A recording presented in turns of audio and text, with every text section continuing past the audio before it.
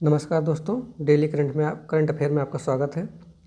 चलिए हम लोग पढ़ते हैं करंट अफेयर। ठीक है, रोज़ की तरह ये आने वाले सभी एग्जाम के लिए बहुत महत्वपूर्ण है, क्योंकि आप लोग देख रहे हैं कि जो भी पेपर हो रहा है उसमें करंट अफेयर का क्या रोल है, बहुत अंदर से पूछा जा रहा है। ठीक है, इसलिए डेली पढ़िए और उसमें कोई कोताही मत बैठिए। चलिए पहला क्वेश्चन देखते हैं। काला सागर में तेल रिसाव के कारण संघीय आपातकाल की घोषणा किस देश ने की? काला सागर में तेल रिसाव के कारण संघीय आपातकाल की घोषणा किस देश ने की? किसने किया है? रसिया ने। काला सागर में तेल रिसाव होने के कारण आपातकाल की घोषणा किसने किया है? रूस ने। ये कहाँ पे हुआ है? तो कर्ज जल डमरू मध्य के पास तूफान आने से रूसी तेल टैंकर से रिसाव होने लगा। तो जब कर्ज जल डमरू मध्य है वहाँ पे तूफान आया तो इनका जो कंटेनर जा रहा था उसमें क्षतिग्रस्त हो गया, जिससे तेल टैंकर से रिसाव होने लगा। तो उसी के कारण रसिया ने संघीय आपातकाल की घोषणा की है। इस तेल का फैलाव 55 किलोमीटर एरिया में है। इसकी घोषणा किसने किया? संघीय आपातकाल घोषणा किसने किया? रूस के आपात स्थितियों के मंत्री अलेक्जेंडर कुरनकेव ने घोषणा की। अलेक्जेंडर कुरनकेव। आपात स्थितियों के मंत्री कौन हैं? अलेक्जेंडर कुरनकेव ने। इससे हानि क्या हुआ है? समुद्री जीवन और पारिस्थितिकी तंत्र को हानि हुआ है। मिट्टी और पानी प्रदूषित हो गए हैं, इसीलिए संघीय आपातकाल की घोषणा की गई है। तो काला सागर में तेल रिसाव कारण संघीय आपातकाल की घोषणा किसने की? रूस ने किया। क्यों किया? क्योंकि कर्ज जल डमरू के मध्य तूफान आने से रूसी तेल टैंकर में तेल रिसाव हुआ, जो 55 किलोमीटर के एरिया में फैल गया, जिससे हानि क्या हो गई? समुद्री जीवन और पारिस्थितिकी तंत्र को हानि हुई, मिट्टी और पानी प्रदूषित हो गया। अब देख लेते हैं जो हमारा ब्लैक सी है, काला सागर, इसके तट पर कौन कौन से देश स्थित हैं? बहुत इंपॉर्टेंट है, पूछा जाता है।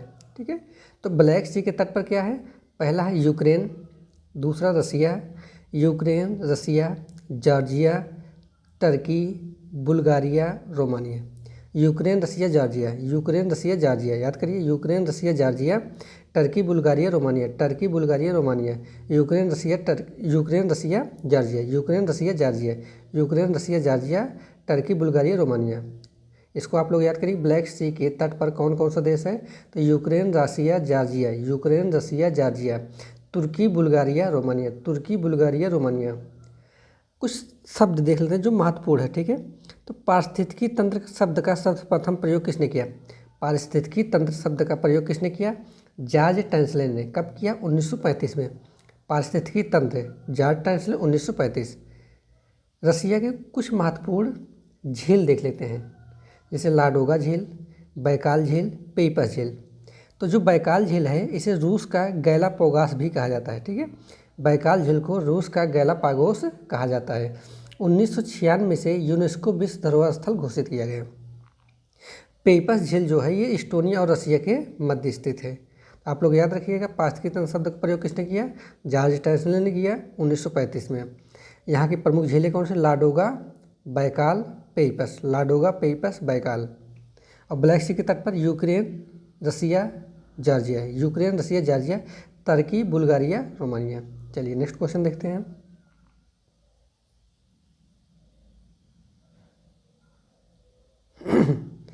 AICTE और NQM द्वारा शुरू की गई यूजी माइनर कार्यक्रम किस तकनीक पर आधारित है? AICTE और NQM द्वारा शुरू की गई यूजी माइनर कार्यक्रम किस तकनीक पर बेस्ड है? किस पे बेस्ड है? तो क्वांटम तकनीक पर। ठीक है, किस पे बेस्ड है? क्वांटम तकनीक पर। ये भारत का पहला स्नातक माइनर कार्यक्रम है। यूजी माइनर कार्यक्रम भारत का पहला स्नातक माइनर कार्यक्रम है। इसका उद्देश्य क्या है? इंजीनियरिंग और प्रौद्योगिकी के छात्रों को क्वांटम प्रौद्योगिकी में विशेषता प्राप्त करने का अवसर प्रदान करना। ये किसके लिए? इंजीनियरिंग और प्रौद्योगिकी के छात्र, इंजीनियरिंग और टेक्नोलॉजी के छात्र। यूजी माइनर कार्यक्रम में छात्रों का प्रवेश 3rd सेमेस्टर में होगा, इंजीनियरिंग वालों के। ठीक है, देखिए AICTE का फुल फॉर्म क्या है? All India council for technical education. All India council for technical education. इसकी स्थापना कब हुई? नवंबर 1945, नवंबर 1945। AICTE के अध्यक्ष कौन है? TG Sitaram. TG Sitaram. November 1945 all India council for technology technical education. NQM की full form national quantum mission. NQM की full form national quantum mission. इसकी स्थापना कब हुई? 19 अप्रैल 2023 को। इसके अध्यक्ष कौन है? अजय चौधरी। चलिए नेक्स्ट क्वेश्चन देखते हैं।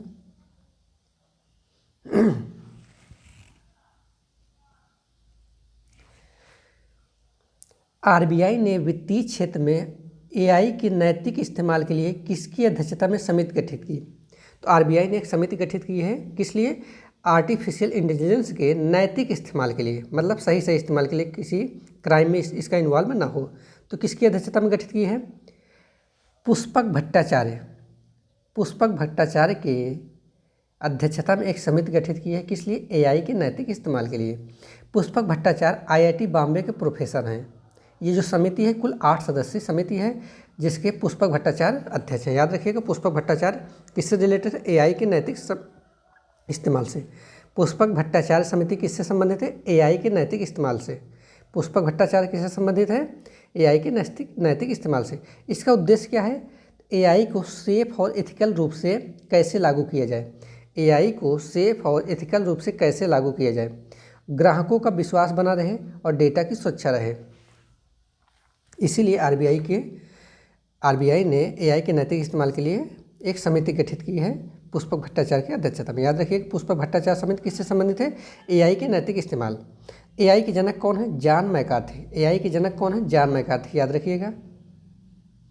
अब RBI के बारे में देख लें। RBI की स्थापना कब हुई? 1 अप्रैल 1935। RBI की स्थापना 1 अप्रैल 1935। किस समिति की सिफारिश पर? यंग हिल्टन आयोग की सिफारिश पर। यंग हिल्टन आयोग की सिफारिश पर। इसका हेडक्वार्टर कहाँ है? मुंबई में। इसके first governor Osborne Smith. First governor Osborne Smith. First भारतीय गवर्नर CD देशमुख। फर्स्ट भारतीय गवर्नर CD देशमुख। वर्तमान अध्यक्ष कौन है? शक्तिकांत दास। चलिए नेक्स्ट क्वेश्चन देखते हैं। हाल ही में चीन ने किस नदी पर दुनिया का सबसे बड़ा बांध बनाने की मंजूरी दी है? हाल ही में चीन ने किस नदी पर दुनिया का सबसे बड़ा बांध बनाने की मंजूरी दी है? ये मोस्ट इम्पॉर्टेंट क्वेश्चन है, क्योंकि इस बांध से भारत इफेक्ट होगा। अगर इस बांध में कोई भी दिक्कत आती है, अगर बांध टूट जाता है तो भारत इससे पानी से डूब जाएगा। तो चलिए देखते हैं किस नदी पर बांध बनाने की मंजूरी दी है। तो ब्रह्मपुत्रा नदी पर। चीन ने ब्रह्मपुत्रा नदी पर विश्व का सबसे बड़ा बांध बनाने की मंजूरी दी है। ठीक है, मंजूरी दी है। तो ये देखिए, ब्रह्मपुत्र नदी ये कहाँ से निकलती है? तिब्बत से। ब्रह्मपुत्र नदी कहाँ निकलती है? तिब्बत, जिस पे अब चाइना अपना अधिकार मानता है। तो तिब्बत से निकलती है। तिब्बत में से सांगपो नदी कहते हैं। तिब्बत में से सांगपो नदी कहते हैं। यहीं तिब्बत में ये बांध बन रहा है, जो विश्व का सबसे बड़ा बांध है। तो ये जो सांगपो नदी निकलती है, जब अरुणाचल प्रदेश पहुँचे तो यहाँ पे एक नामचा पर्वत है, वहाँ से टकराती है। ठीक है, और वहाँ से टकरा के ये मुड़ जाती है, नीचे असम की तरफ आ जाती है। तो अरुणाचल प्रदेश में इसी नदी को दिहांग के नाम से जाना जाता है। तिब्बत में सांगपो नदी से, अरुणाचल प्रदेश में दिहांग नदी से। ठीक है, तिब्बत में सांगपो नदी, अरुणाचल प्रदेश में दिहांग के नाम से जाना जाता है। और जब नीचे ही आती है तो असम में आती है। असम में इसी नदी को ब्रह्मपुत्र नदी कहा गया है। फिर असम से होते हुए बांग्लादेश में प्रवेश करती है, जहाँ पे इससे आके मिलती है गंगा नदी। और ये जब गंगा नदी और ब्रह्मपुत्र नदी मिलती हैं तो ये सुंदरबन का डेल्टा निर्माण करती हैं। भारत और बांग्लादेश के मध्य है सुंदरबन डेल्टा, भारत और बांग्लादेश। ठीक है, पश्चिम बंगाल और भारत में। तो यहीं पे सुंदरबन का डेल्टा निर्माण होता है। तो किस नदी के मध्य?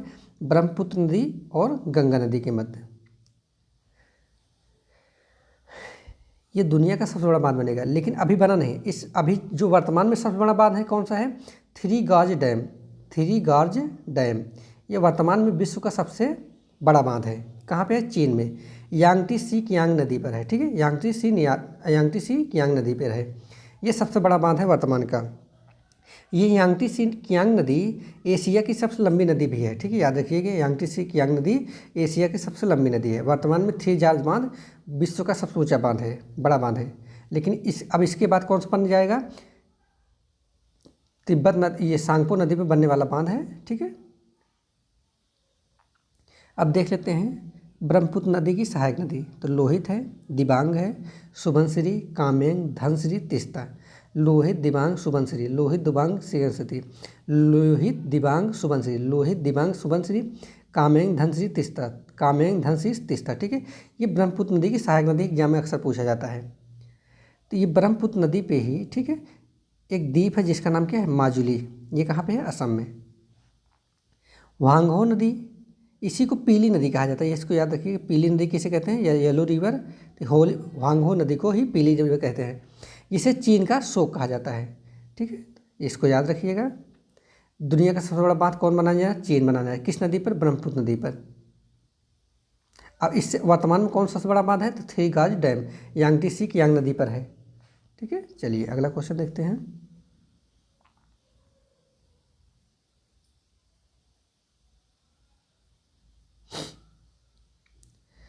विश्व बैंक के अनुसार दुनिया का शीर्ष प्रेषण प्राप्त रेमिटांस प्राप्त करता देश कौन सा है।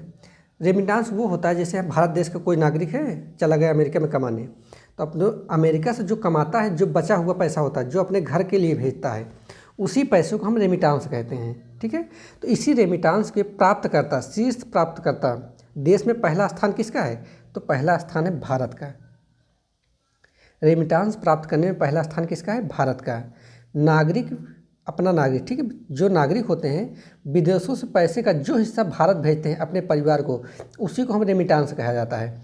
इस मामले में भारत पहले स्थान पर है, दूसरे स्थान पर मैक्सिको, थर्ड स्थान पर चाइना, पाँचवें नंबर पर है पाकिस्तान। याद रखिएगा, पाँचवें नंबर पर पाकिस्तान, भारत पहले नंबर में रेमिटांस के प्राप्तकर्ता में।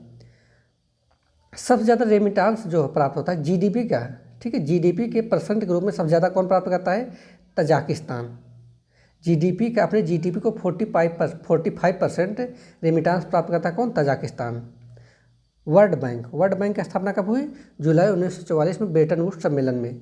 इसका हेडक्वार्टर कहाँ है, वाशिंगटन डीसी। इसके अध्यक्ष कौन है, अजय बंगा, ठीक है। वर्ल्ड बैंक का अध्यक्ष कौन है, अजय बंगा। तो याद रखिएगा, रेमिटांस प्राप्त करने में पहला स्थान किसका है, भारत का, दूसरे स्थान पर मैक्सिको, तीसरे स्थान पर चाइना। तीन याद रखिएगा, भारत, मैक्सिको, चाइना। पहले स्थान पर भारत, दूसरे स्थान पर मैक्सिको, तीसरे स्थान पर चाइना।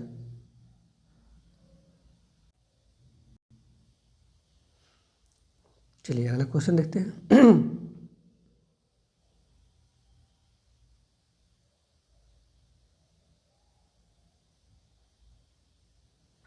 विकसित पंचायत कर्मयोगी पहल, विकसित पंचायत कर्मयोगी पहल किसके द्वारा शुरू किया गया।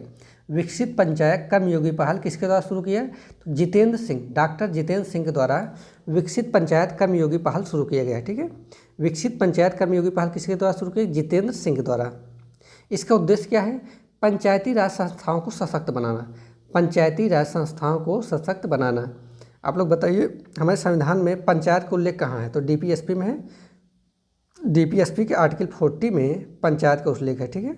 चलिए याद रखिएगा। तो इसका उद्देश्य क्या है, पंचायती राज संस्थाओं को सशक्त बनाना, शासन को विकेंद्रीकृत करना। ये किस पहल पे बेस्ड है, प्रशासन गांव की ओर अभियान का हिस्सा है, प्रशासन गांव की ओर अभियान का हिस्सा है। ये कब शुरू किया गया, सुशासन दिवस के अवसर पर। जितेंद्र सिंह जो है विज्ञान और प्रौद्योगिकी मंत्री हैं। तो मिशन विकसित पंचायत कर्मयोगी पहल किसके द्वारा शुरू किया गया, डॉक्टर जितेंद्र सिंह। उद्देश्य क्या है, पंचायती राज संस्थाओं को सशक्त बनाना और शासन को विकेंद्रीकृत करना। ये किस पहल पर बेस्ड है, प्रशासन गांव की ओर। ये कब शुरू किया, सुशासन दिवस के अवसर पर, ठीक है। चलिए अगला क्वेश्चन देखते हैं। दिसंबर 2024 में 100% नल के पानी के साथ भारत का 5वां हर घर जल राज्य कौन सा बना है, तो कौन बना है, पंजाब। पहला कौन सा है, गोवा। हर घर जल योजना कब शुरू की गई, 2019 में। चलिए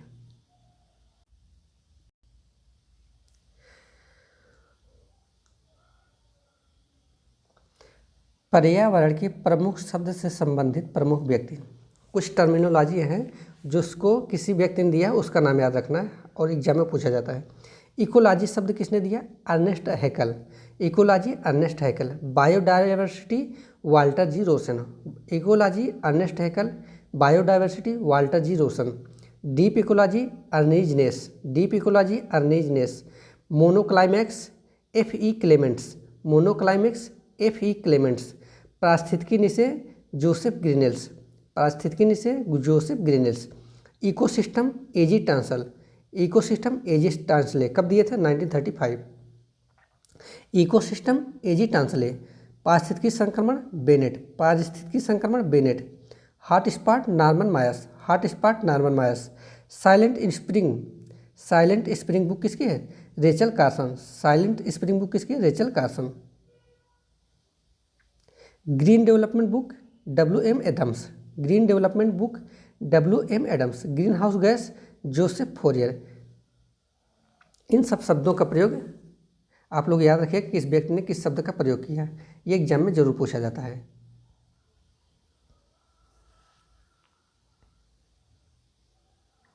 अगर एक बार और देख लीजिए, ecology Ernst Haeckel, biodiversity Walter G Rosen, deep ecology Arne Naess, monoclimax F E Clements, पारिस्थितिकी niche Joseph Grinnells, ecosystem A G Tansley, पारिस्थितिकी संक्रमण Bennett, hotspot Norman Myers, Silent Spring book Rachel कैसन,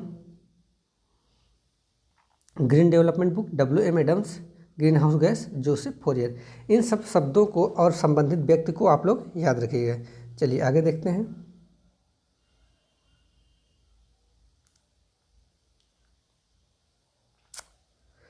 प्रमुख चर्चित व्यक्ति, प्रमुख चर्चित व्यक्ति पहले कौन है? सिद्धार्थ अग्रवाल, सिद्धार्थ अग्रवाल याद रखिए, सिद्धार्थ अग्रवाल। ये क्या है? इंग्लिश चैनल को अकेले तैरकर पार करने वाले सबसे उम्रदराज भारतीय हैं। सिद्धार्थ अग्रवाल इंग्लिश चैनल को अकेले तैर कर पार करने वाले सबसे उम्रदराज भारतीय कौन है? सिद्धार्थ अग्रवाल। मनु भाकर, मनु भाकर ये बेटी बचाओ बेटी पढ़ाओ की ब्रांड एम्बेसडर हैं। बेटी बचाओ बेटी पढ़ाओ कब आया था अभियान? बताइए। 2015 में आया था। कहाँ से? हरियाणा पानीपत से। तो मनु भाकर बेटी बचाओ बेटी पढ़ाओ की brand ambassador. Siddharth Agarwal English channel को तैर कर अकेले पार करने वाले सबसे उम्रदराज भारतीय। मनु भाकर बेटी बचाओ बेटी पढ़ाओ की brand ambassador. Anand Kumar super 30 के संस्थापक, आनंद कुमार सुपर 30 के संस्थापक। पंकज त्रिपाठी वही मुन्ना भैया के बाप Pankaj Tripathi. UPI safety ambassador नियुक्त, UPI सेफ्टी एम्बेसडर नियुक्त। प्रीति रजक भारतीय सेना की पहली महिला सूबेदार, प्रीति रजक भारतीय सेना की पहली महिला सूबेदार। अक्षता कृष्णमूर्ति, अक्षता कृष्णमूर्ति नासा के रोवर का संचालन करने वाली पहली भारतीय महिला। अक्षता कृष्णमूर्ति नासा के रोवर का संचालन करने वाली पहली भारतीय महिला। Sameer Nigam fintech person of the year, Sameer Nigam fintech person of the year. Gauri Gothakar Miss Earth India 2024, एक बार और याद करिए।